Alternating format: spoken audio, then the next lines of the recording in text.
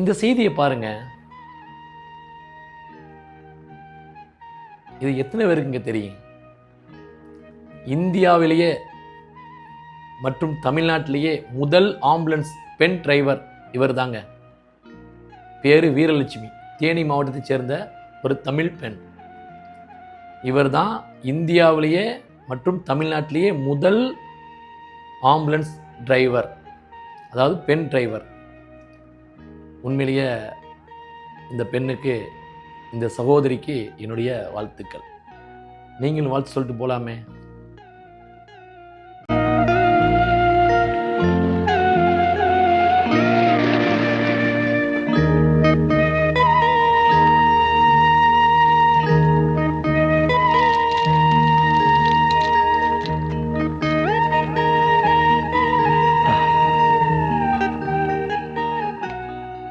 இந்த வாழ்வு என்பது அந்த தெய்வம் தந்தது.